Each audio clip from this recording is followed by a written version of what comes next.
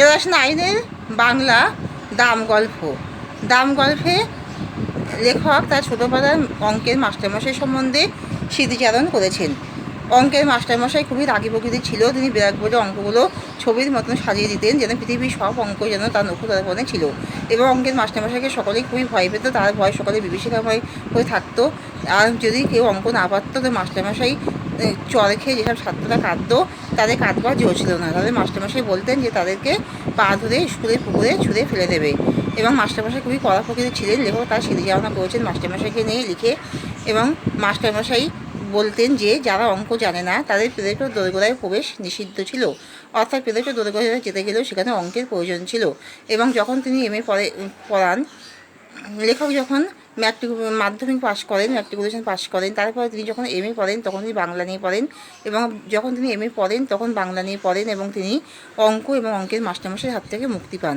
বিভীষিকাময় মাস্টারমশাইয়ের সেই প্রতিচ্ছবি যেন লেখকের মনের মণিকোঠায় উজ্জ্বল হয়ে আছে।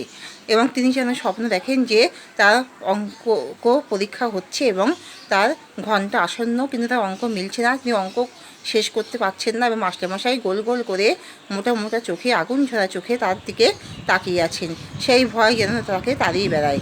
এবং যখন তিনি একটা পত্রিকা লিখলেন, তখন তিনি তার ছোটোবেলার সেই মাস্টারমশাই স্মৃতিচারণা করেই মাস্টারমশাইকে নিয়ে লিখে তিনি পত্রিকায় তিনি লিখলেন, এবং তিনি 10 টাকা পেলেন, যেন সেটা পুরস্কার।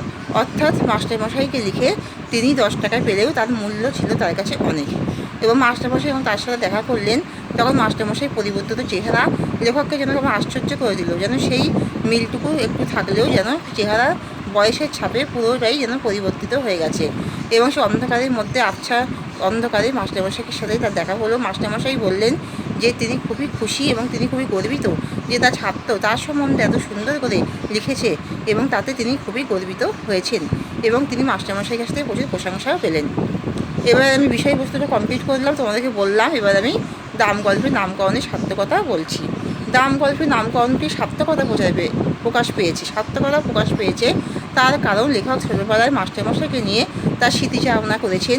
তাই মাস্টারমশাই সম্বন্ধে তিনি লিখেছেন। মাস্টারমশাই খুবই রাগী প্রকৃতির ছিল। তিনি ব্ল্যাকবোর্ডের অঙ্কগুলি সাজিয়ে ছবির মতন করে সাজিয়ে দিতেন, এবং লেখকের মনের মণিকোঠায় সেই মাস্টারমশাই উজ্জ্বল হয়ে আছে। ছবির মতো অঙ্ক সাজিয়ে দিতেন, এবং মাস্টারমশাই যারা অঙ্ক পারতেন না তাদের উপর খুবই রেগে যেতেন। মাস্টারমশাই চড় খেয়ে যেসব ছাত্ররা কাঁদতো তাদেরকে তিনি বলতেন স্কুলের পুকুরে ছুঁড়ে ফেলে দেবে।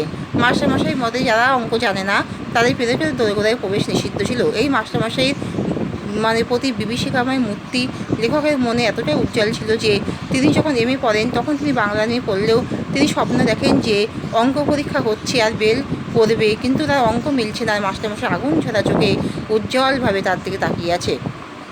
মাস্টারমশাইকে নিয়ে যখন তিনি লিখলেন, অর্থাৎ যখন তিনি পত্রিকাতে তার নিজের জীবনী সম্বন্ধে লেখার সুযোগ পেলেন, তখন ছোটোবেলায় মাস্টারমশাই সম্বন্ধে স্মৃতিচারণা করে তিনি মাস্টারমশাই সম্বন্ধে লিখে 10 টাকা পেলেও তার মূল্য তার কাছে ছিল অমূল্য।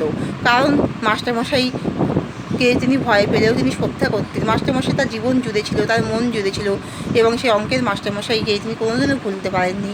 তিনি তার মনের মধ্যে উজ্জ্বল হয়েছিলেন। তাই অঙ্কের মাস্টারমশাই সম্বন্ধে তিনি তার মনের মধ্যে যা কিছু স্মৃতি সব কিছু উজাড় করে লিখে তিনি 10 টাকা পেলেও তার মূল্য তার কাছে প্রচুর ছিল। তাই এখানে দাম গল্পটির নামকরণে সার্থকতা পেয়েছে, এবং মাস্টারমশাই প্রশংসার মধ্যে দিয়ে এই দাম গল্পটিও নামকরণে সার্থকতা পেয়েছে।